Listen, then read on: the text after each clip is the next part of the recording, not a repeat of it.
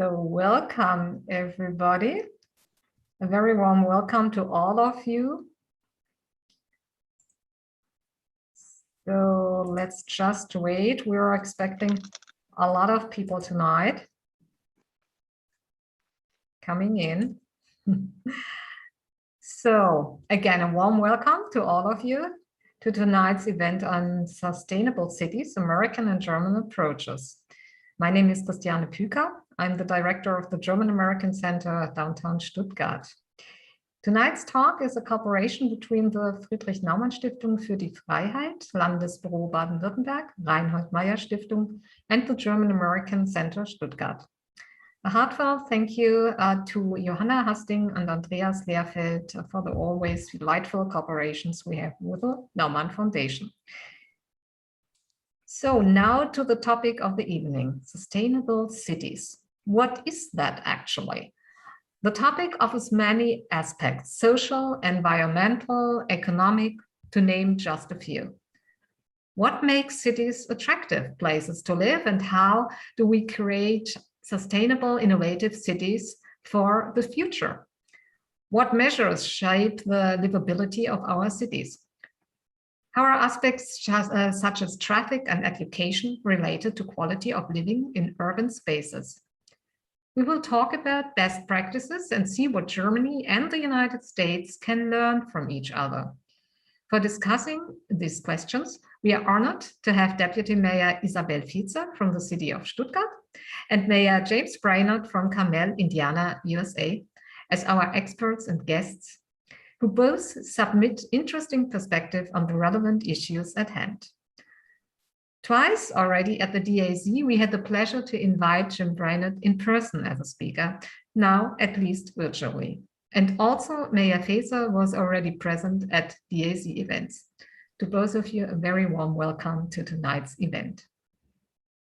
The conversation will be moderated by Dr. Sigrid Busch from the Institute of Urban Planning and Design, Department of International Urbanism at the University of Stuttgart. Thank you very much for moderating today, Dr. Busch. We have planned the panel discussion for about 40 to 45 minutes, after which we look forward to our audience questions. Before I now hand over to you, Dr. Busch, please let me add for the audience that already during the talk, our listeners can use the Q&A or F&A button to type in questions, and we will try to get to as many questions as possible after the talk. If you feel more comfortable asking the question in German, you can do so, and we will translate them. Please also note that the chat function will be disabled throughout this event, and you will not be able to turn on the mic or the camera. And now, Mayor Fezer, Mayor Brainard, Dr. Busch, the floor is yours. Thank you so much. Thank you for this introduction. And good evening also, and a very warm welcome from my side to all participants of tonight's Zoom talk on sustainable cities, American and German approaches. And good afternoon if you are watching from the American continent. I have the pleasure to further introduce our excellent speakers in a minute. But before I do this, I also wanted to point out that although this is a virtual event, we would like to make this Zoom talk as interactive as possible. So please, if you have any questions to one of our panelists tonight, you don't have to wait until the last half hour of this event to type in your question into this little Q&A tool, which you can see as a symbol on the Zoom window, the symbol with the two speech bubbles. But instead, you can just directly type in your question or also a comment if you want, and we will come back to this then later during around 8 o'clock. So without further ado, let's introduce our speakers tonight. Ladies first. We have Isabel Fezer here with us today, who is Deputy Mayor of the city of Stuttgart, where she is responsible for youth and education. Mrs. Fezer was born in the beautiful city of Radolfzell on Lake Constance, where she also held the office of mayor from the mid-90s until 2004.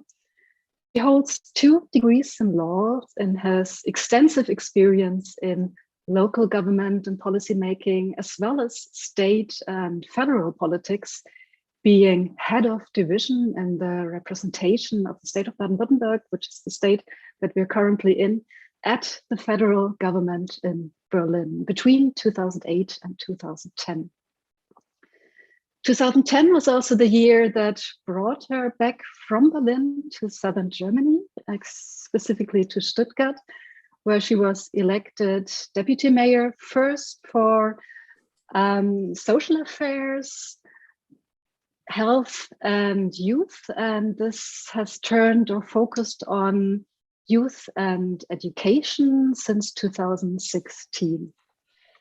In this position, she is also responsible and involved in a variety of institutions that engage in integration and equality, such as the Advisory Board for Equal Opportunities, the Stuttgart Partnership for Education, and also the Youth Welfare Office, just to name a few of her many activities in Stuttgart.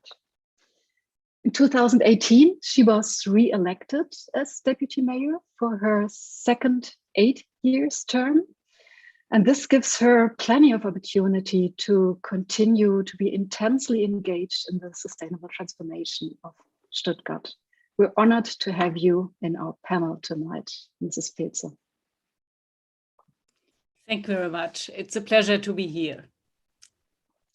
As you all know, this will be a conversation between experts from Germany and the US. Thus, we are also glad and honored to have Mayor James Brainard from the city of Carmel, Indiana, here with us today, who was just last year re-elected for the 7th time in a row, which is a remarkable success in itself.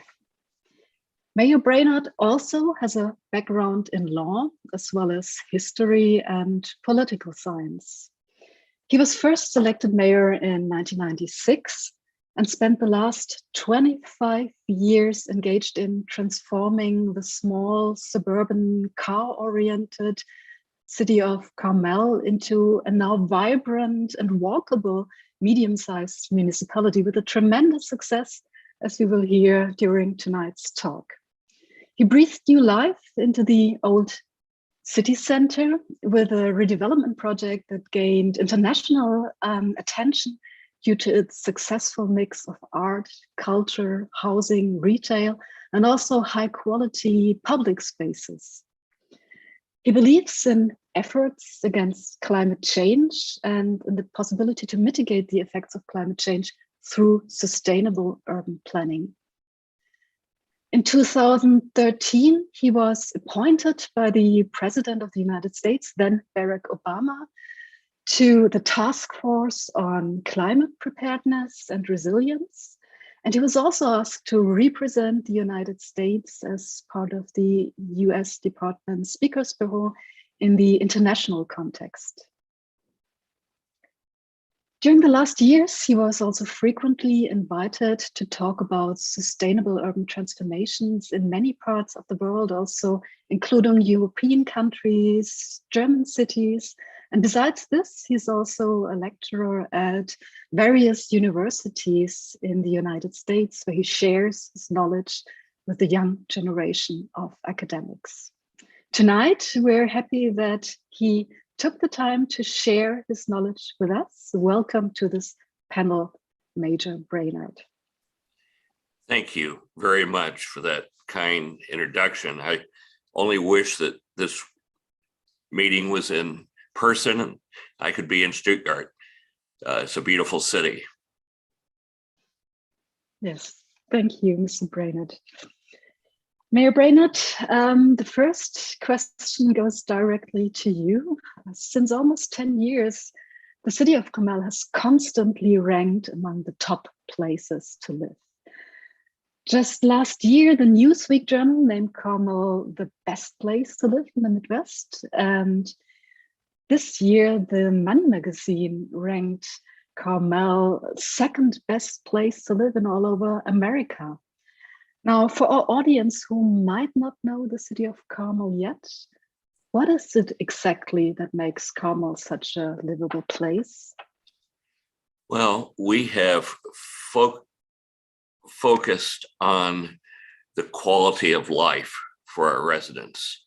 And of course, this is a big basket of things, including very good public schools, a good public library system, parks, bicycle and walking trails, arts, culture, safety.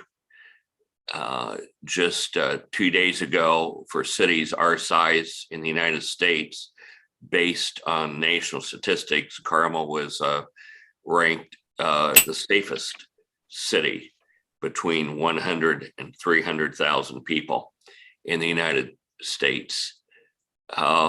So I think it is combination. We've looked, and let me expand a bit on how we have approached making the city different. When I became mayor, it was 1/4 the size it is today. Today, we're roughly 100,000 people. When I became mayor in the mid-1990s, we had about 25,000 people. About half of the population of the United States lives in what we would call suburbs, or small cities on the edge of more traditional cities. And these cities were, of course, designed in the late 1940s.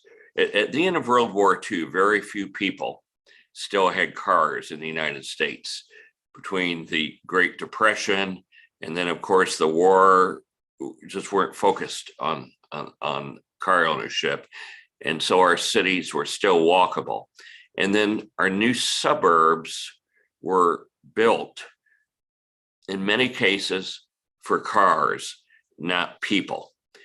And what we have tried to do, and I think where we have stood out from other suburban communities in the United States, is to learn how to retrofit or rebuild our cities for people, not cars. Of course, we still have to accommodate the cars and find places to store them and put them when people drive to the downtown area. But most suburban cities still designed for cars. We look to the old cities of Europe to a great extent, brought the buildings up to the street, put cars underground and in structures, and then wrap those parking structures with housing, office, and really focused on how do you make the city walkable and friendly to pedestrians and cyclists, accommodate the car, but don't design for it. Yeah, that seems to be a very valuable strategy. Thank you for this short initial insight into Carmel, Indiana. Now let's come to Stuttgart and Mrs. Fezer. Mrs. Fezer, you made a conscious decision to move to Stuttgart some years ago. What exactly is it that makes Stuttgart such a livable place for you? And maybe you could also just explain for our audience from abroad what's so special about Stuttgart.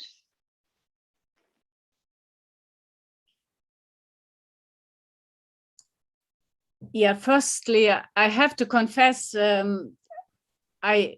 I came to Stuttgart because the job of a deputy mayor in Stuttgart is very attractive, and I like to work on a local basis in politics, and so I decided to come to Stuttgart because I wanted to work in this city.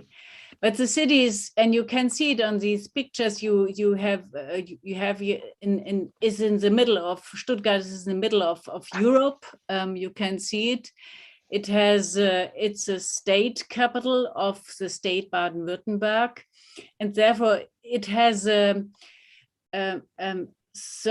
certain impact, also a political impact in the state of Baden-Württemberg, and this is also attractive for me. So Stuttgart is a very special mixture between nature and culture and industry and a very vibrant urban life. And this makes it very attractive to live here. And you can see here, we have a lot of little hills and we have a lot of culture. You can see the opera house at the little lake here, and you can see vineyards. You can't see it, but we have it. We have vineyards, a lot of vineyards in the middle of the city, and we have all together in a city together with about something over 600,000 people in Stuttgart, and with 23 urban districts in the city. Some of them like a village, some of them like the middle of a big city. So it's a very interesting, a very a city with many different aspects, and that makes it so interesting to live here. But of course, I've heard the words of James Brainard, who told us something about Carmel and the problems and the development Carmel made. And we have, in some sense, we have the same problems and the same challenges in Stuttgart. Also, Stuttgart is a car city. We have with Mercedes and Porsche, we have a very, very important car industry in our city. But of course, this car city has also to struggle with a lot of traffic, and we also try, comparable with Carmel, to bring the city, especially the middle of the city, back to the people.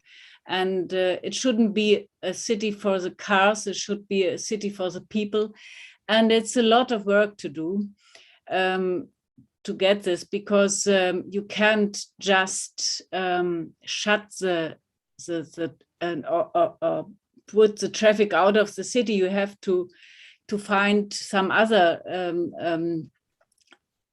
offerings to the people to move from A to B, and to reach the working place, and to reach other places they want to go through. And on the other hand, we have a lot of people who come from the surrounding area and the surrounding region into the city of Stuttgart, and that means a lot of traffic also. So a lot of challenges we have to face, and but we work on it, and we go step for step, and to get back the space in the city for the people walking. Well, thank you for this short insight into Stuttgart, and we will definitely come back to the question of sustainable mobility in the course of our discussion today. But first, let us take a closer look on livability and discuss how exactly sustainable urban planning can contribute to this concept. One aspect that is frequently mentioned in the context both in the German cities and the US cities is social cohesion. People like to live in safe and inclusive cities with strong social bonds. At the same time, we live in challenging times that tend to polarize our society. Now, Major Brainard, from your point of view, how can we promote social cohesion on the local level? And what do you do in Carmel to support social cohesion, diversity, and also integration? That's a very good question. we are trying to design our city in such a way that people from different backgrounds, different religions, different places of origin, different economic classes have opportunities to come together in public spaces, either on our trails, in our downtowns. So many of the suburbs in the United States were built so that one drives into the garage that faces the street. The people go into their homes. They may have a small garden in back, which is very private, but they don't, as they did years ago, they used to have porches or stoops on the front, and the houses were closer to the sidewalk and they could talk to people. And there would be stores at each corner of the blocks, and they'd walk to these stores and they would see these neighbors. But we then moved in the 1950s to a system of single-use zoning. Zoning is the word that refers to how land can be used, whether it's residential or for offices or places of work, or and so on. And so where we used to have what is called mixed use zoning, where stores and offices and houses would all be together, became single use. And one had to drive in a car from one place to another. And it eliminated the opportunity for people to meet other people in their daily lives. And so as we've tried to redesign our new downtown, we have gone back to mixed use, which is a traditional form of land use or zoning. We have created small urban parks and plazas where people can come together and listen for music, where they can have dinner on the sidewalk, outside a restaurant, maybe facing one of these parks. And this has very much changed. And I see people from all parts of the world talking to each other in these places. And otherwise they may not have had the opportunity to do that.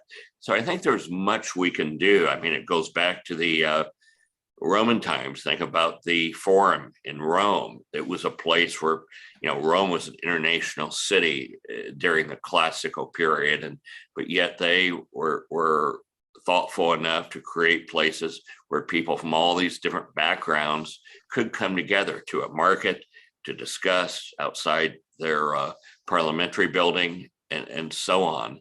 And we need to get back to that. Again, it was for 70 years, we in this country designed for cars and not for people. And there's quite a trend now back to redesigning our suburbs, where people have natural opportunities to meet their neighbors and people from different backgrounds. That's good to hear that there's a trend of giving spaces to people to just meet and have some social encounter. Mrs. Fezer, you've been responsible for social affairs in the city of Stuttgart, and you still are a board member in a variety of institutions, as I said in the beginning, that engage in social cohesion. What challenges are there with regard to Stuttgart? And do you see any link between social cohesion and your current field of responsibility, education? Yes, of course, I do. Because as Mayor Brainard said, the answer to the challenges of cohesion is to create meeting points, firstly. Second, to educate people. I think these are the two answers we have to give to the people. Let me start with the meeting points. Meeting points means in Stuttgart, and I don't think it's so far away from Carmel. It's the same recipe. Meeting points means for instance, to develop kindergarten a kindergarten to a place where not only the children are fostered, but also the parents, the mothers, the fathers have opportunity to meet each other and to talk to each other about problems with their children and problems, how to solve problems in their neighborhood and so on. So they get in contact. If you remember, in former times, the families were much bigger and the neighborhoods were closer together. So we have to find a new offering to replace these old structures of families and neighborhoods, and we try to rebuild these old structures in modern forms. So on the other hand, we have multi-generation houses where people can meet each other and in different generations, but not only different generations, there are people from different backgrounds can come together. For instance, migration background and the origin Stuttgart background. People can come together and they have the same problems in our city, so they can solve it together and they can be together and talk together. And it's not only a matter of being together, it's also a place where the city can make offerings, or other organizations, NGOs, for instance, can make offerings and to meet the people they want to address. And that's also a good place, these multi-generation houses to meet the people and their problems. And there are some other structures we have built, and we do these building of new neighborhood and family structures, always together with the people. That's very important to give them the opportunity to participate in developing these structures. This is very important in order to make these structures work, and to be accepted. Another thing is to include elder people. We have meeting points where elderly people can come together, and so I have to stop this just a second.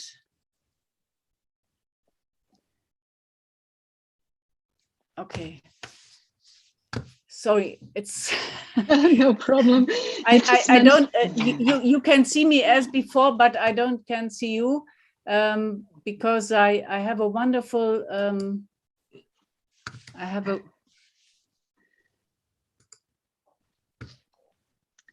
We can see you. Okay, I see now. I see now the Friedrich-Naumann-Stiftung. Was bleibt von Angela Merkel? Yes, I don't know. Okay. I try to come back to my thoughts. Sorry for that. I have lost the screen. So we have different offerings of meeting opportunities for people who in different situations and with different challenges, and we think it works quite well, and we are have this many years already, and we are developing it on and on because people and the structure of the people in our city is changing always. We have now more people with a migration background than 20 years before, and so we have to change our offerings and our structures in meeting points also. Yes, that's an important point that people, cities are always changing. The challenges are changing. Education can be a clue to social cohesion, and it can also be a crucial point in awareness rising for the challenges that we are all facing with regard to climate change. Mayor Brainard, how do you get people in Carmel on board, especially young people, to promote a more climate-friendly lifestyle, especially with regard to, let's say, the difficult status that climate-friendly policy had under the last presidency? I think you'll find in the United States, young people are the most concerned about the changes to our climate. And they are pushing older people to do more about it. This is not only happening in our elections, but in conversations as well. Again, you know, the average American, I read one study not too long ago that indicated the average American spends 2 hours a day in their automobile. And this again goes back to how we design our cities. And so what we're doing from a city standpoint, we do all the things that I think most cities are doing, using solar panels or photovoltaics to help provide energy. In certain places, there's hydro or water energy from where there are mountains. There's wind farms, all the things that we know we must do to produce energy that don't rely on fossil fuels. We're doing those things at our sanitary sewer point. We use a methane gas to power much of that operation. And cities across the United States are doing these things.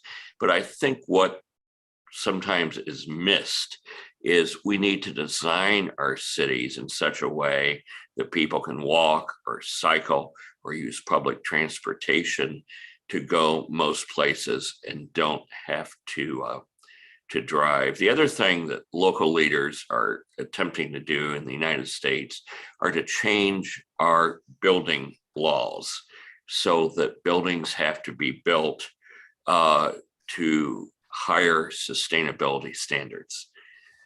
And it depends on the state.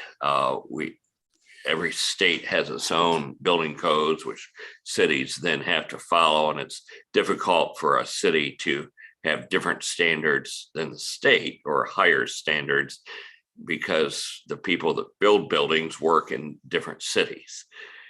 So we're trying to, many of the mayors are trying to encourage the leaders in the various state legislatures or parliaments to raise the building standards so that they take better care of the environment. So the standards are better for the environment.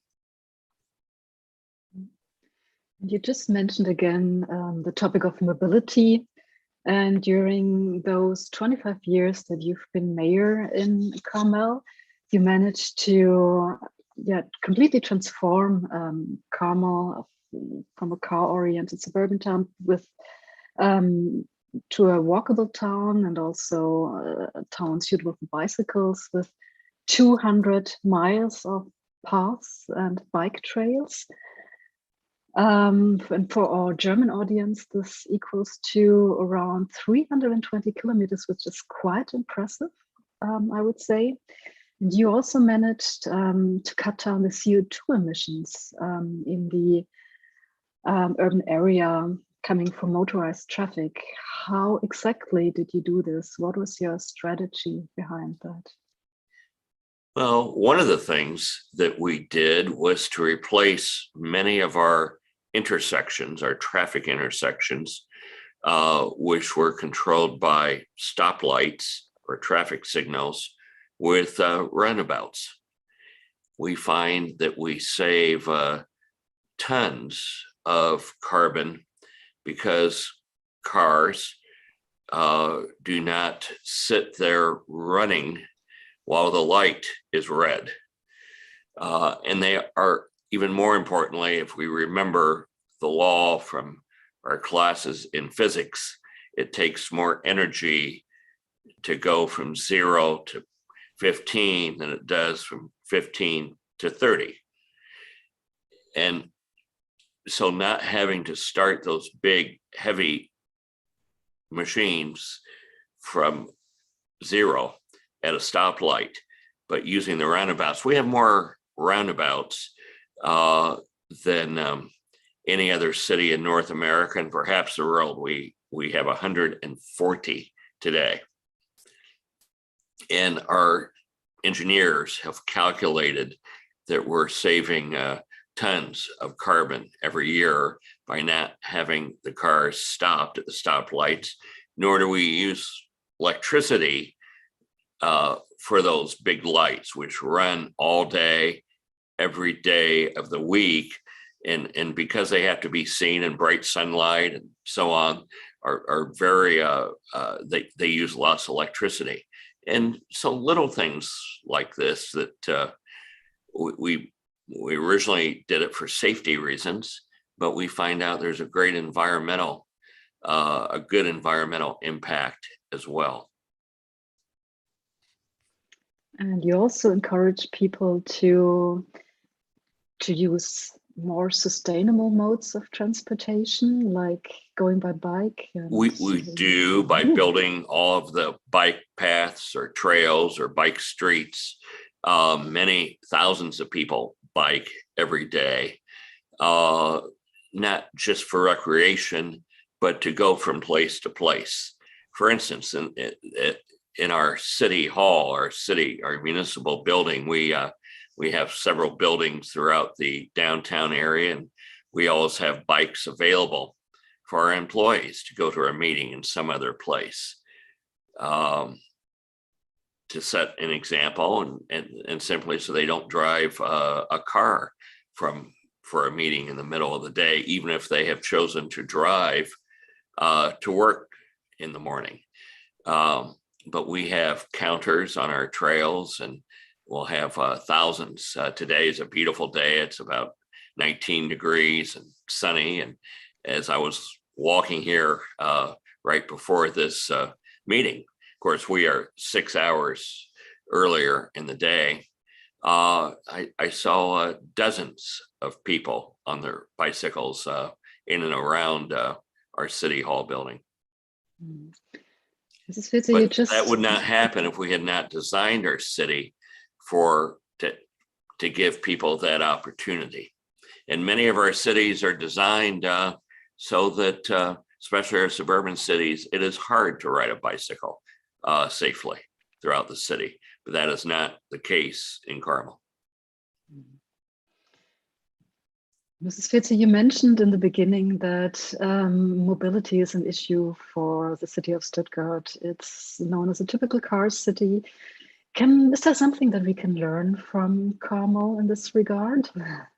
Well, I have been in Stuttgart, and it is a beautiful city, and I've impressed with your public transit. There are so many opportunities which we don't have, which work because we have higher density in our downtown area, but still we have a great deal of spread out homes and businesses in the outer areas. And it makes the public transit so expensive in those areas that is not practical. But as we build our downtown, again, we're looking to old Europe, 4 levels in our buildings, maybe 5. And those densities, as our downtown area grows, we're very close to the point where we can have public transit that works well. We do it for certain events now, where there's lots and lots of people in the downtown area, but we don't yet do it on a regular basis. But as we continue to expand these denser buildings and denser housing in the downtown area, we are now planning, we're actually partnering with the Volkswagen company They have some software we're able to, of course, we blank out faces for privacy, but they're helping us. We have 300 some security cameras in the downtown area, and we're able to determine how many people are in an automobile, how many, where that automobile starts, where it goes to, what time of day, how many miles or kilometers it travels. And then we'll be able to take this data and with Volkswagen's help then design a public transit system that works too. So we're in the study phase of I think so many times cities guess where the bus line shall go or where the subway or the train should go. And we're trying to gather data so that we don't make mistakes. Mm. But Stuttgart's far ahead of us in that area. So having a profound scientific basis is also crucial for developing a good sustainable mobility strategy. What is the city of Stuttgart doing to promote sustainable mobility, Mrs. Fezer? Yeah, when I came to Stuttgart, I was used to the situation in Radolfzell, at the Lake of Constance, and in Berlin and Bonn and so on. And I liked and I loved to go by bicycle to my working place. And then I came to Stuttgart and I thought it will never happen again that I will go with my bicycle to the Rathaus, and then the electric bikes developed, and I have one, and I go to my place to work to the town hall every day, nearly every day, with my electric bike, and that is one of the things we have to provide in every city. You have to compensate, and you have to make some to provide some alternatives to the single and individual car traffic. If you don't, you can't forbid going by car. You can't forbid going by car if you don't have another alternative provision of transportation. So you have to develop the public transportation system, and it is very developed in Stuttgart. And we had only a few opportunities to go by bike through the city. It's not, and there we had two problems. We have a very a topography in Stuttgart with many hills, so it's very exhausting to go to use a normal bike. And on the other hand, the streets are very narrow. There are many narrow streets in Stuttgart, and it's very dangerous to go by a bike on a normal street in Stuttgart, on many of these streets. I think it could be that this is easier in the United States, in suburban cities, because the streets are much wider than in Stuttgart. But we did a lot of work in developing a new system of a traffic system for bikes in Stuttgart, and now it's going on, and we have much more tracks in Stuttgart for bikes you can use, and it makes it much easier for every bicycle to use it, and it's not so dangerous to use it. And we can see the results on our streets. We have so many bikers now on our streets, and many of them have also huge boxes carrying with them, which they use to carry children and goods and anything you can imagine. And we try also to organize the traffic of goods in the very center of our city, not to go with the cars and transportation cars and the vans in it, but we try and to develop hubs for goods. And in these hubs in surrounding the very center of the city, you can put the goods from the van and put it on bicycles with boxes and so on, and so you can go to the restaurants and to the little shops to bring them their goods. And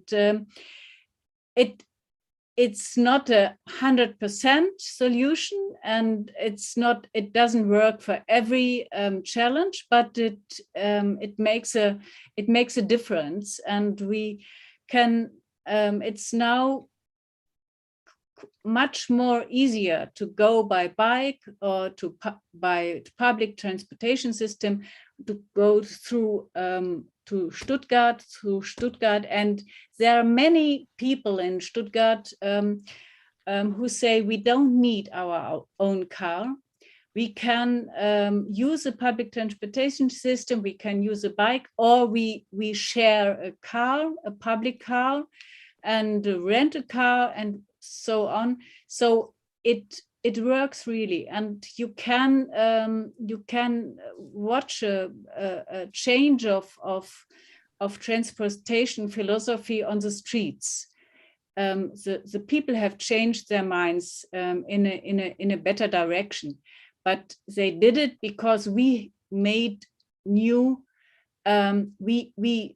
we provided new solutions for transportation. That's very important. Otherwise, it doesn't work. So is there a change in paradigm in terms of mobility management noticeable both in the German and in the US-American context? Mayor Brainard, what do you think when you talk with your colleagues from other American cities? Yes, there is a change in the paradigm. Bicycles are becoming much. I have an electric or an e-bike as well, as do many people here, and that's very much a change over the last decade, the last 10 years, and this change is taking place in cities across the United States. When streets are rebuilt, bike lanes are being added, in some cases in areas where it may be dangerous, in older areas, smaller streets, barriers are being put up so the bicyclists are safe. We have one street where we have added flower boxes that are about a meter high to protect the bicyclists from the, and then we fill them with flowers too, and it makes the street look very nice. But this is taking place across the country as more and more people start to use bicycles, and combined with, we have a bike share as well in our city.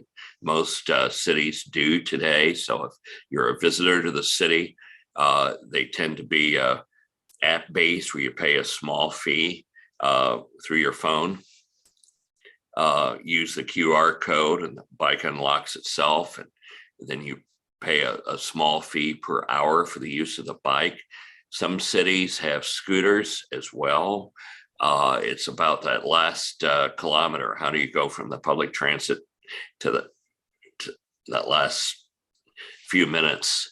And so we're trying to provide lots of alternatives, and different cities have done it different ways. But there's clearly a shift taking place, what we call intermodal transportation, where you use a variety of ways to go from a place to another place. You just mentioned in this context, there's this transformation of the mobility system also brings new chances to integrate green spaces in our city. What are you doing in this respect in the city of Carmel? I heard that you also enhance the park spaces in the city of Carmel to quite an impressive size. Yes, having nature in a city, especially a denser city, is very important, I believe. So we have parks and places for recreation, places for nature. So some of the parks are athletic fields where people can play soccer or baseball, and lacrosse and so on, and others. Other parks are just nature. And of course, there's park areas for elderly people, and there's park equipment for young children. And then there's the urban parks where there's just places for people to gather and sit and talk. Many times there's a stage or a large TV that people can watch, a sports contest. And so we've tried to have a variety of parks. And then our trails, some of our trails we see as linear parks as well. People can walk and bicycle for recreation, and enjoy nature in that way. But it's to have a competitive city.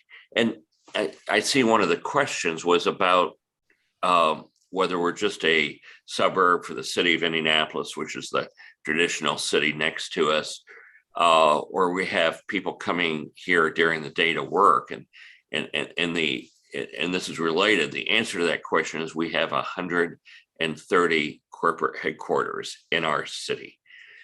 And for those headquarters to be able to attract the best and brightest employees that they need, we have to have a high quality of life for those economic purposes. Otherwise, especially, I just read a book written by a gentleman that has been involved in economic development, bringing corporations to the city of Phoenix, Arizona, miles from us. But he's done this his entire life. And he wrote a book about pointing out that 40%, 4 out of every 10 American workers are going to retire in the next 7 years.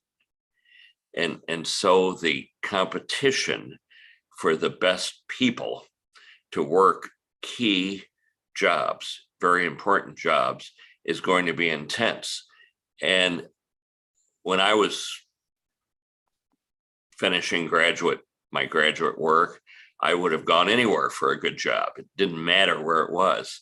But today, people in that same position are going to say, I want to live there, but I don't want to live there. And so cities that do not have a high quality of life are not going to be able to attract those corporations to provide those good jobs in their cities. So it's just having a good environment, having clean air, good water, park system, all the things that are good for sustainability, as well as many other things, are going to be important for economic development. So it's also a question of placemaking, just to build up a good economic basis. But is your attempt to provide green spaces in the city, or the attempt to provide green spaces in the city, also a strategy to react to climate change, to prepare the city for the challenges that we might be facing? Mrs. Fezer, Stuttgart has the situation that it's situated in the basin, so it's very prone to summer heat waves. What does the city of Stuttgart do in this regard to react to the upcoming climate change? Yeah, you are right.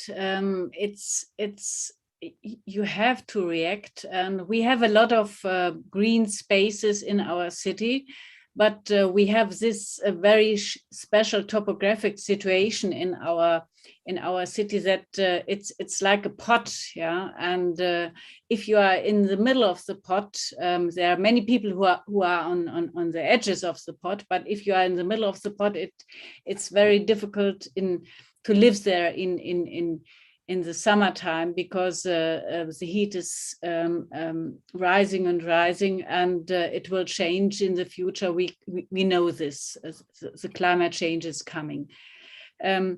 So what can we do? It's, of course, we have a very dense buildings, very many buildings, very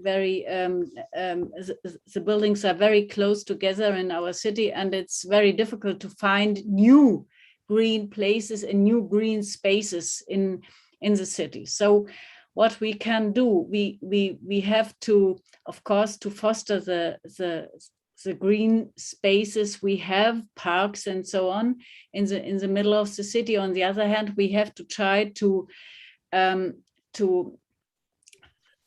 open the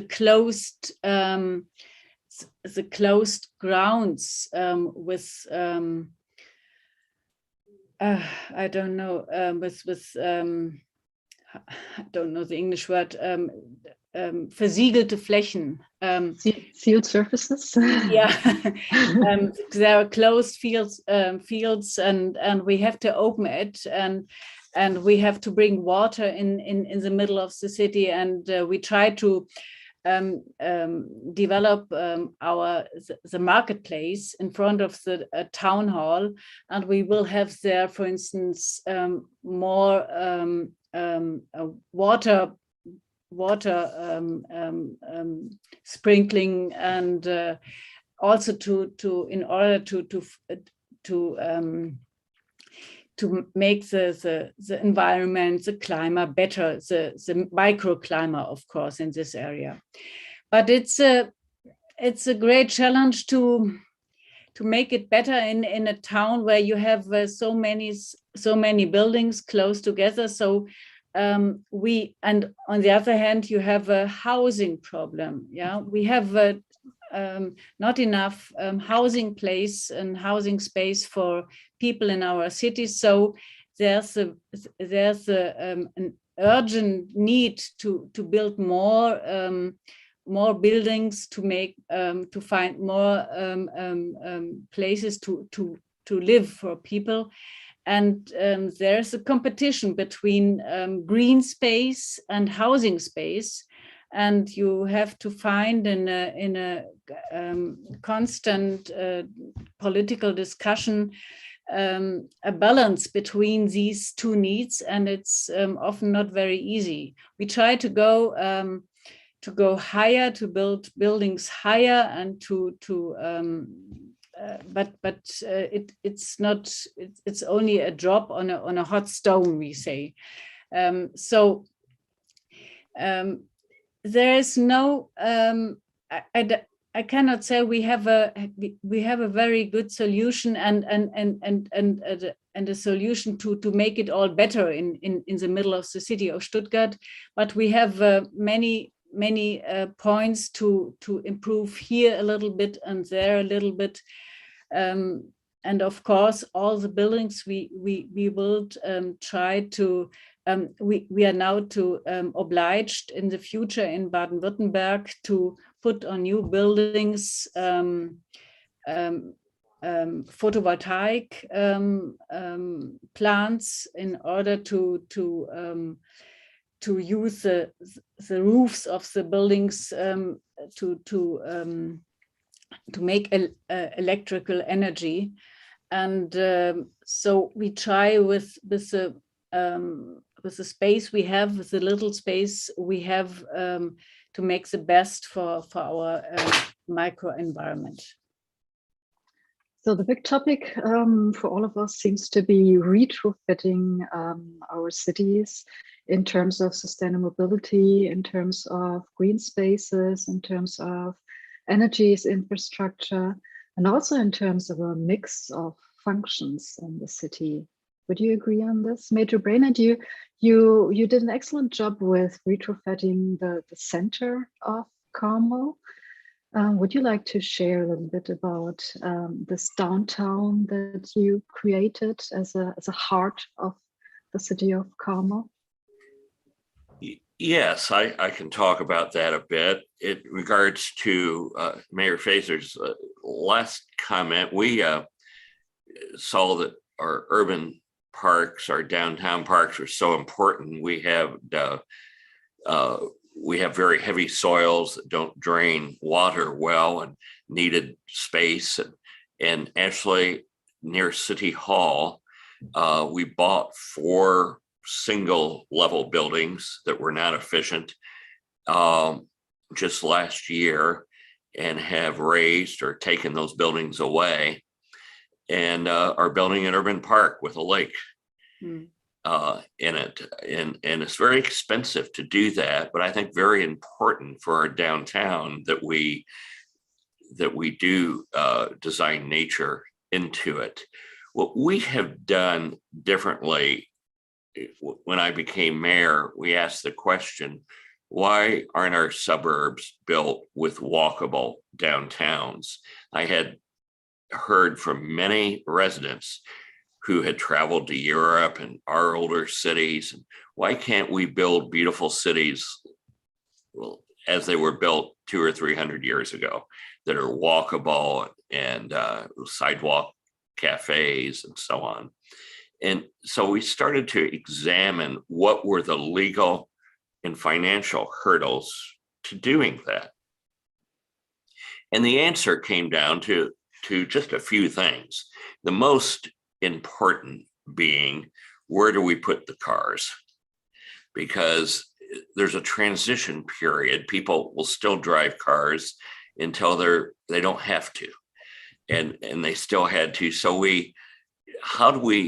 the land is very inexpensive here compared to a major city on the West Coast or the East Coast of the United States. So it's very easy for a developer of land or a builder to cut down a forest and put up houses and a single level shopping area that with a big parking lot on the land, and very ugly, and it doesn't work well. And so how do we get 5-story buildings and pay to put the cars under the ground or in a parking structure? It's very expensive. It's about 65,000 euros per parking space to go put cars underground in this area. That's the cost of construction for each space, 65,000 euros. In an above ground garage, it's close to 30,000 euros. So we found a way to do this under our laws, which is to take the taxes paid on the property for the next 30 years, and that anticipated stream of revenue or income is then used to pay. We borrow against that anticipated revenue and use it to build that garage. And of course, there's other economic and taxes created by a 4 to 5-story building, people living there and paying taxes on their income and paying a tax, a VAT tax or a sales tax.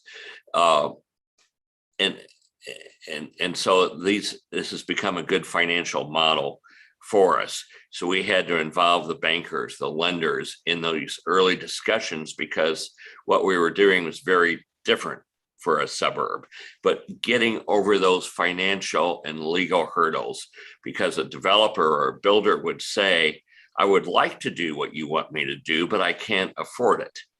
So we entered into these, what we call public and private partnerships, where we agree to dedicate the tax revenues from the new building towards the cost of that garage, which would otherwise be unaffordable.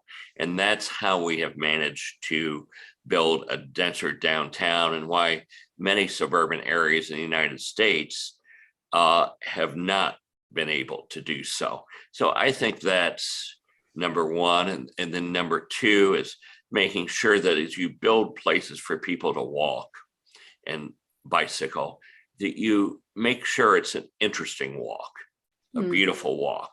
And so we focus on aesthetics and flowers and public sculpture, various types of pavement that are interesting, making certain that people can look into store windows, trees to shade those walks, all those things. The technical details of the design are very, very important as we encourage people to walk and cycle and get out of their automobiles. Well, you just mentioned that you are actively involved in also financing all those measures with quite creative and forward-looking financial instruments. Would this be something that would also be feasible in the German context, Mrs. Fezer?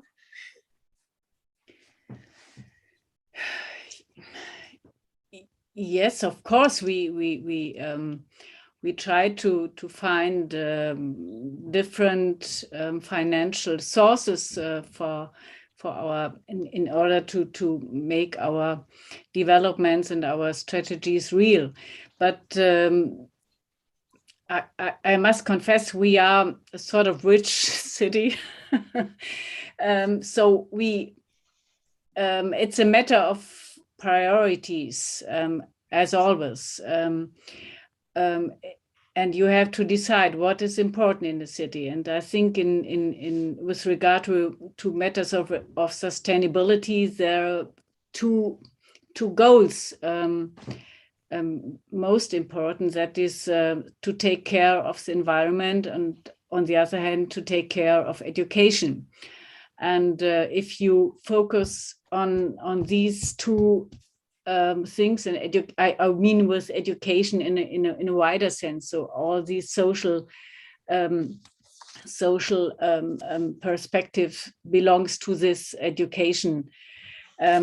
And if you focus on these 2 points, you can also focus and make priorities with regard to these focus with regard to the financial sources. So, as always, it's a matter of priorities, and you never have enough, or you never have less money. It's a matter of decision what is important for you and on the people in your city. So of course we try to get subventions from the state, from the Bund, and so we can finance the projects we try to realize.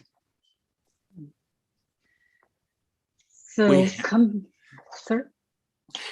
I was going to add that in our case, we have these large fields of parking, and they pay very little in property tax. And so by going up, property taxes are paid per square meter. So if we go up 5 levels, where earlier it was 1 level, we have 5 times the revenue or the income. And if we take over those parking lots and eliminate them, in some cases, 50 to 60 times the amount of revenue. So we take, and that's a different situation than you have.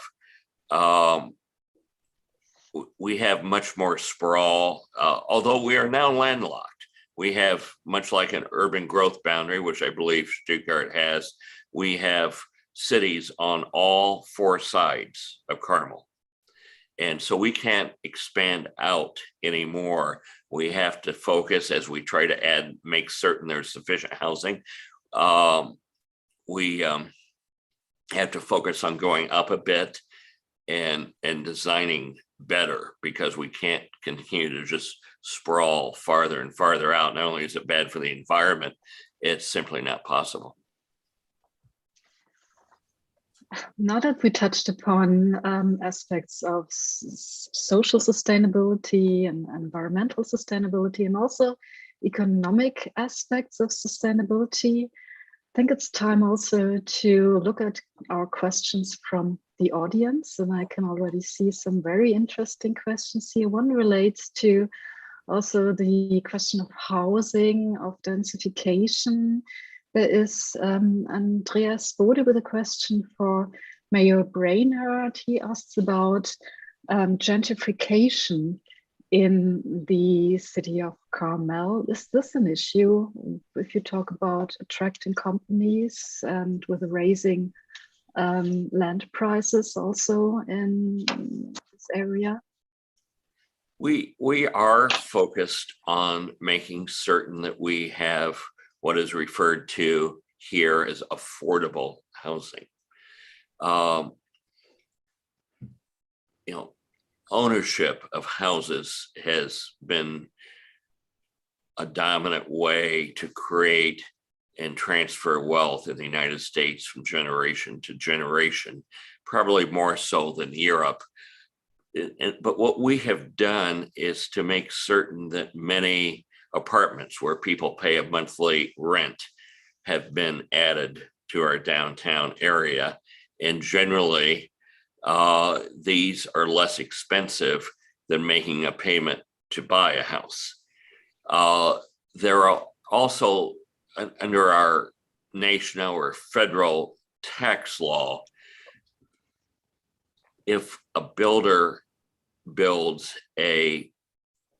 what we call an apartment building, which would be all houses that would be leased as opposed to sold to the residents, again, if a certain portion of them are reserved at a lower price, 2 out of 10 generally are reserved at a lower price, that builder gets a credit, which is $1 for $1 or a euro for euro reduction on their income tax, their federal and state income tax. We pay at 2 levels here.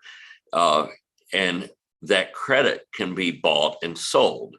So if somebody has a 100,000 euro credit, they might sell it for 1 or 2% less the day that they become eligible for it to somebody else, and it becomes cash to be used as part of the building project.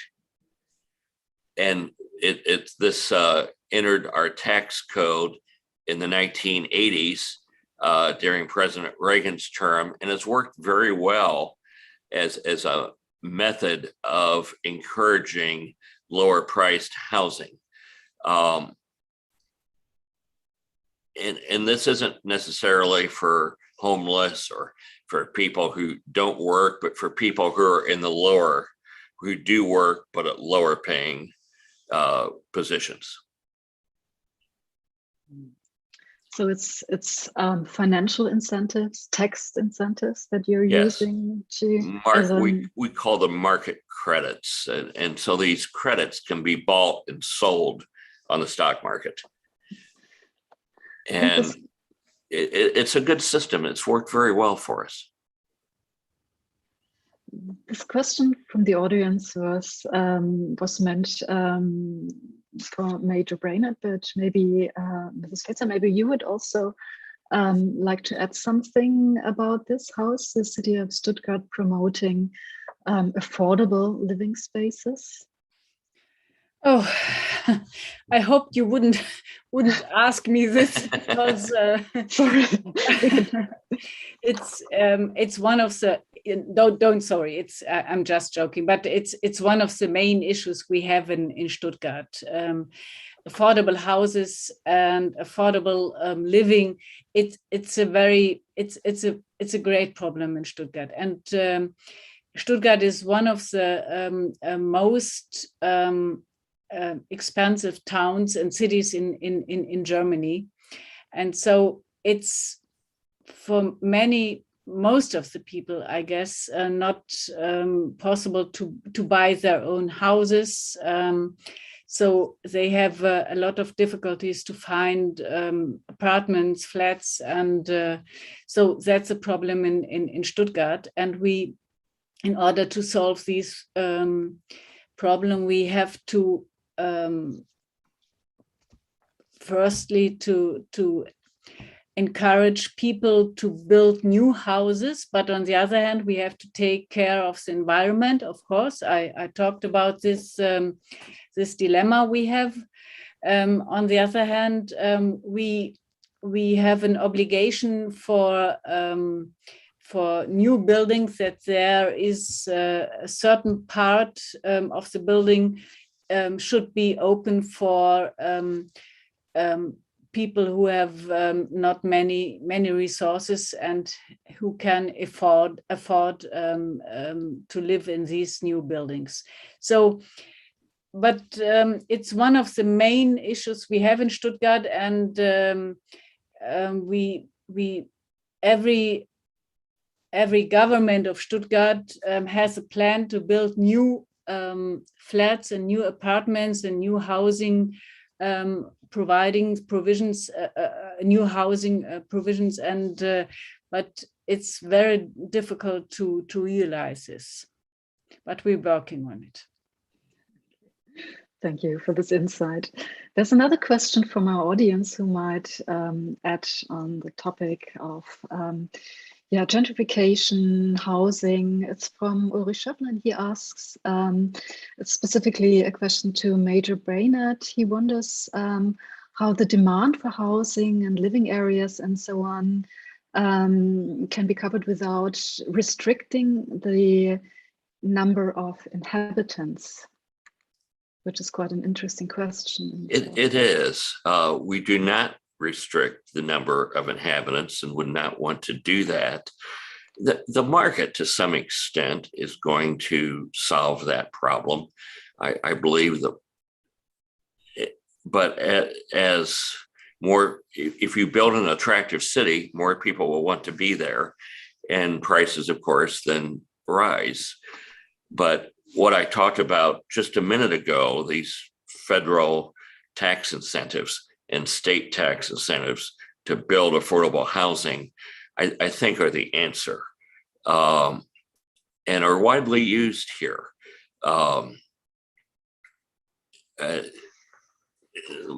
What's called market credit housing, which encourages builders to build apartments and lease half of them at normal rates, but then lease a portion of them at much lower rates, is helpful. We have the good fortune in this country to have tremendous amounts of land, and I don't think quite have the same challenges you do across the country. But that has led to sprawl too, which is very bad for the environment. And so it's a matter of education, better city design. It's been interesting during the pandemic, the COVID pandemic, our house prices and apartment prices have risen tremendously. I don't know if the same thing has occurred in Stuttgart and Germany, but they have here. If one tries to sell a house today, it often sells within a few hours, many times at a higher price than what the seller asked for, because 2 or 3 people immediately try to buy it and they bid against each other. And so I'll pay more, and then the next person says they will pay more. And because of some of the supply chain issues that we're having, getting construction materials from place to place due to the pandemic, not as many new buildings have been built. But I think these things will go away as the pandemic ends. Unfortunately, we have these competition with regard to buy or to rent apartments and buildings before the pandemic and during the pandemic and after the pandemic. So we are used to it, and that's a challenge we have in Stuttgart. We have one other question from the audience, which also centers around these economic aspects that we are just talking about. It's Sven Meyer-Arns who asks, what came first, the increasing quality of life in Carmel, which attracted companies to create local jobs, or vice versa? The jobs were created and the quality of life was improved, for example, by the means of the higher tax income that you just mentioned. Could you give an answer to this question, Major Brainard? Yes, it's an excellent question, and a question that we have spent quite a bit of time analyzing and thinking about over many years. We had a few corporate headquarters, but the people who work at these headquarters are most concerned about one thing when they choose where to live, and that is the public school system. And we have been fortunate from the beginning, I think, of Carmel to have very good free public schools. By public, these are schools that anyone can go to at no charge from the time a child is 5 until they are 18, prior to the university. And that has helped. And that's the first thing that people look for. And then they tend to locate their businesses near where they live. But it's gone hand in hand. Each time we do something to increase the quality of life, whether it's parks or more libraries or beautiful downtown development or art facilities, all the things that we do to make this a beautiful, successful city, we get more economic development, we get more corporate headquarters. So I think it's gone hand in hand. But the most important thing in the beginning was having good quality public schools, and the quality of our free or public schools across the United States, unfortunately, varies a great deal. And so cities that have put resources into having, and these are local decisions made at the city level, cities that have done that well have succeeded for the most part. Mm-hmm. Another question from the audience centers around the topic of public space, and we are faced with renegotiating also the allocation of public space between private cars, between pedestrians, between bikes and other sorts of public transport. And this question from Sebastian Kloos is addressing this issue. And he's asking how you deal with the challenge of this increasing number of private cars and the share of public space. Is there an answer how to renegotiate this allocation? Yes, I think there is an answer. And part of it is, most of it is design, how we design our streets and our pedestrian spaces. We just built a new street and actually used a Danish designer that helped us because we were interested in their knowledge about bicycles and pedestrians. The Scandinavian countries have much more experience than we do at these sort of things. And we also hired a local company so they could learn from each other and work on this project together. But the bike path is actually wider in width than the street for cars. We made the street for cars very narrow so that the speeds have to remain very low. The cars aren't allowed to go very fast. We don't even have signs on this street telling cars what the speed limit is, as we do on most of our streets, because they can't go very fast. The bike path and the pedestrian areas are much more prominent. Very wide, go down our center boulevard or median. We also find that there's so many times streets are widened, and when they are widened or enlarged, the drivers drive faster, making it more dangerous for walkers and cyclists. And we have one street that had 5 lanes, 2 in each direction, and a middle lane to turn left in the middle. And coming from either direction, you could use that middle lane. And because we added roundabouts and no longer needed people to be able to turn left, we reduced the size of the street. We widened the sidewalks. We added a bicycle lane along both sides, and we put a center median in with trees. And so now we called it a road diet, just like a diet that people go on. We called it a road diet. And so now we have 1 lane, not 2 in each direction, with a beautiful tree median. As those trees grow to create a canopy of green over the street, the nature itself, I think, calms drivers. The lanes are much more narrow. We raised the crosswalk, so there's a slight bump. So if a driver drives over that crosswalk too quickly, it won't be a comfortable experience in the car.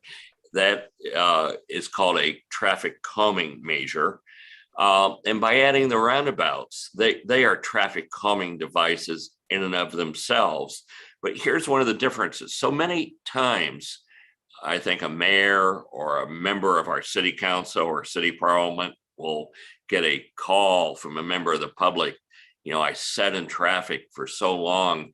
And the traditional answer has been to widen the street, to create more lanes of traffic for the cars. We learned that the roundabouts move 50% more traffic per hour than a traffic light does. And so many times it's not about lane capacity or street capacity. It is about intersection capacity. It's not about increasing the width of the street, but making the intersection move more cars per hour. And so we're actually making our lanes and our streets more narrow purposely, but increasing the ability of those intersections to move more cars. So that's one way we're handling it. The other way, we hope to see a decline in cars. In our downtown area now, I meet people, which is very rare in a suburban area of the United States, as we're outside all but a handful of our large cities, New York and Washington and Boston and Chicago. Outside of those cities, everybody has cars, and most households have more than 1 car. But we're starting to see people in our downtown area now sell one of their 2 cars, a couple, for instance. I know a few people that have actually sold all their cars and perhaps will hire or rent a car if they need one to go somewhere. Or they'll use a car service or a shared car service. And that is possible, again, because we have designed our city with mixed use zoning so that people can walk most places they need to go on a regular basis. They can walk to the store, to the market. They can walk to entertainment. They can walk to restaurants. They can walk to their place of work. When we had single use zoning, you had to have a car to drive from place to place. And most of our city is still like that, but the center is changing. And over time, we're going to expand that center out so that more people have the opportunity, if they choose, not to have a car. And it's practical, and you're able to do it without sacrificing a quality of life. In fact, we do need a street diet, but we also need a car diet, so to say. Yes. Yeah. Okay. We have many questions from our audience, but one that is maybe relating to this urgent question of the pandemic that we just quickly addressed some minutes ago. This is somebody from the audience who asked if you are experiencing a greater socioeconomic divide in your cities due to the effects of the pandemic.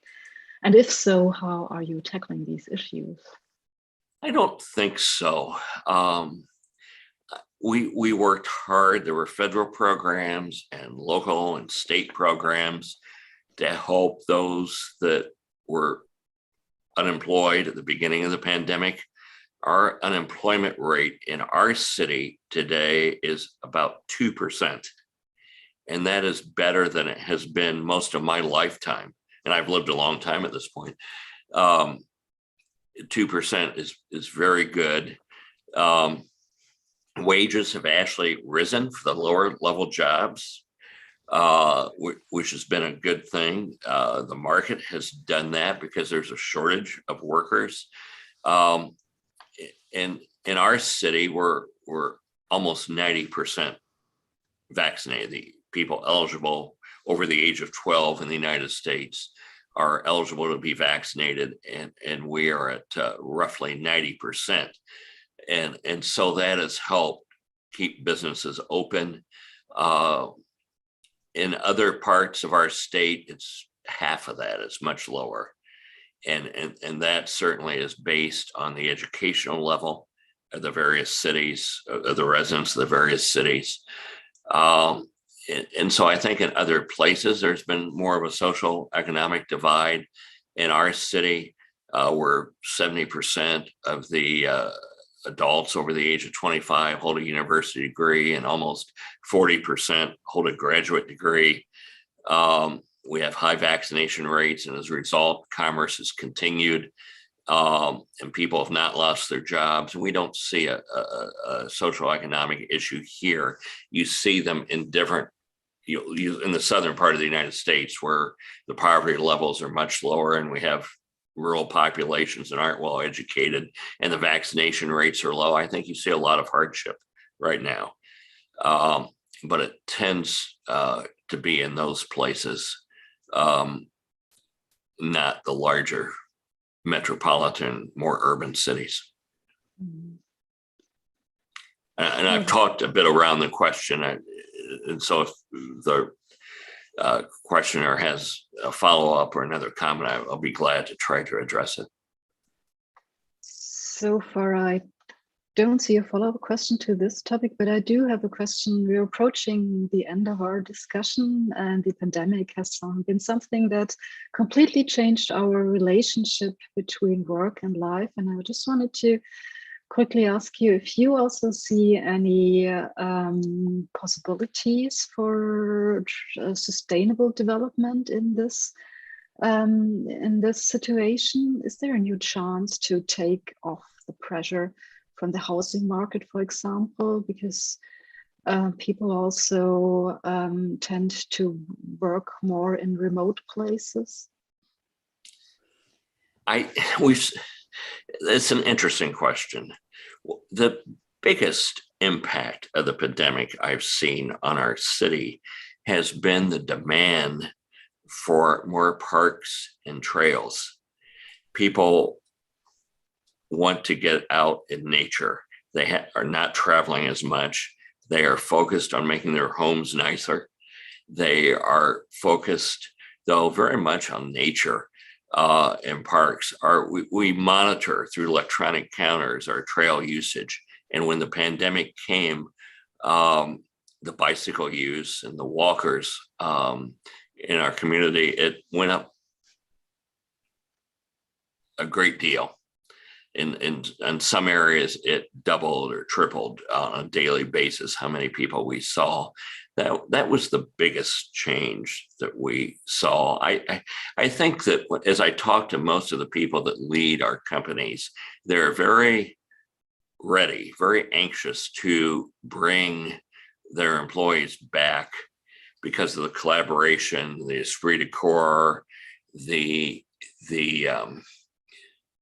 creativity that we sometimes lose when we do things virtually. the conversations in the hallway at the office about a problem that might not occur otherwise. Of course, we can meet like this, but how much better would it be if we were doing it in person? And that's what I hear from our business leaders on a daily basis. They are very much ready to bring their employees back to one place where they can work together.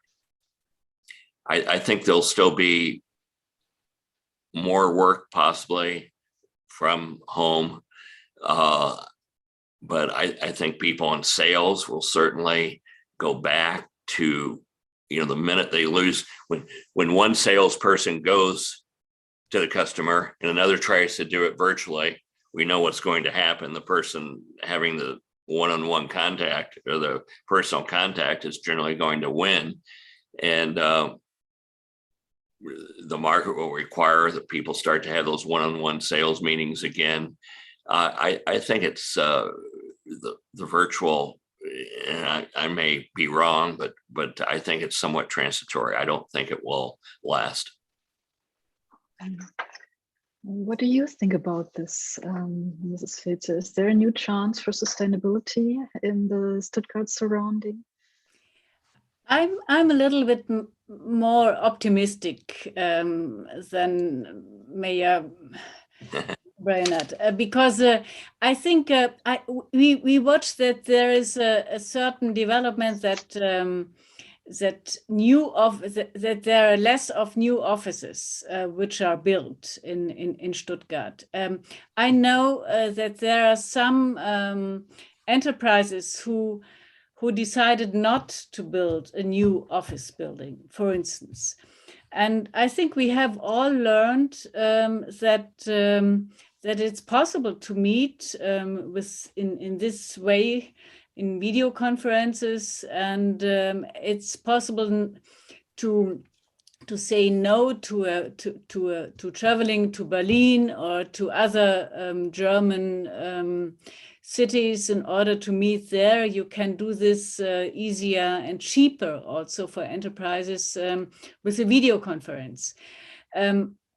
I think you are right when you say people want to meet again, but maybe they don't want to travel as much as before. And so we will see.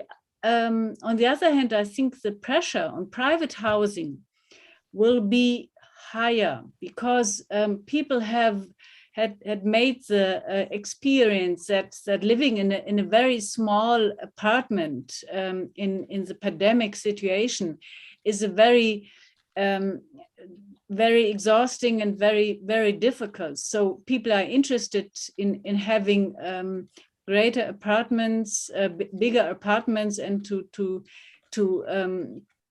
live in a better way also in a pandemic situation.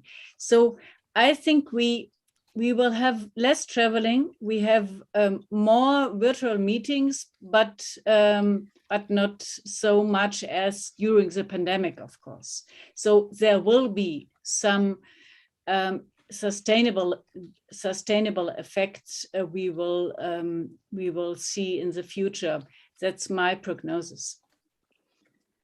As a conclusion to our virtual meeting tonight, I would just quickly end this discussion with a short question to you both. What is the most important thing that you have learned from each other during our conversation tonight? Just with maybe one sentence. May I start? Sure. I was really very impressed about the environmental developments my colleague has made in Carmel. It's very impressive street diet, and when you describe the design of your streets, it's I'm envying you. That's the goals we want to reach in Stuttgart, and you did it. And I think maybe it's I'm wrong, but I think it's much more difficult to reach this in the United States because the car is much more important than in Europe. That's my thoughts about. So I'm very impressed, and I think it needed 7 terms to get at this point. So my big compliment. Yeah. Well, thank you. I wish I could only have an election every 8 years instead of 4. I'm very jealous. Thank you very much for the kind comments, Mayor. We have, it's about building a place, and I had the greatest admiration for what has happened in Stuttgart. It's such a beautiful city that works so well, and I've had the opportunity to visit on several occasions. It is a special place. But what we both do in the end, I think, is try to do what we can to build a place where all people can thrive and prosper and live good, happy lives, be successful, and advance civilization. If we can provide places for people to do that, we will have succeeded. And that's really what city building and placemaking is about. Building places where people can live good lives and raise their families and be happy, get along with each other, and do important things. Well, these are excellent concluding words to our discussion. I'm sure our audience has learned a lot from both of you, Ms. Fezer, Mayor Brainard. I would like to thank you for a wonderful and inspiring discussion and evening, and the exchange on sustainable city approaches in America and Germany. Thank you for sharing your expertise with our audience. It's been an honor and a pleasure to have you both here on this panel. And I would like to thank everybody in the audience for participating in this event tonight. And with this, I would like to hand over to the director of the German American Center for some last words on this event. Yeah, thank you very much, Dr. Busch. And I've also learned a lot. So thank you very much, Mayor Fezer, Mayor Brainard, and Dr. Busch. Thank you so much for giving us insights into your work you do. And actually, many similarities have been revealed, as well as some differences in making cities more livable in Germany and in the US. But it was absolutely fascinating to listen to you and to learn about what you've already realized and how you gained it and how you want to go on in future. And actually also what you have noticed and learned during the pandemic, and what maybe will stay in and as a kind of positive outcome. Yeah.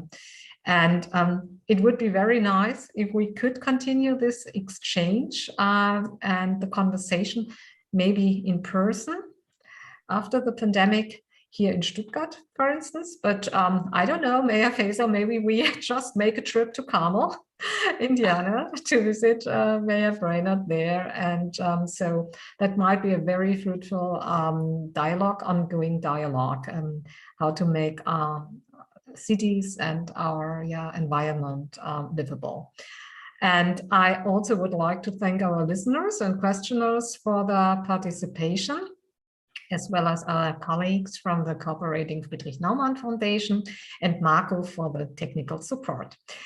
And finally, this is like a little, a small commercial advertisement.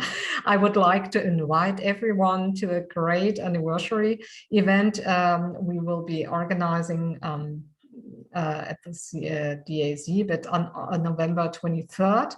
We will celebrate 75 years of transatlantic ties, Beach of Hope, America House, and DAZ Stuttgart. And this will be held at the Opera House, but you can join us digitally via live stream and just visit our website, www.daz.org.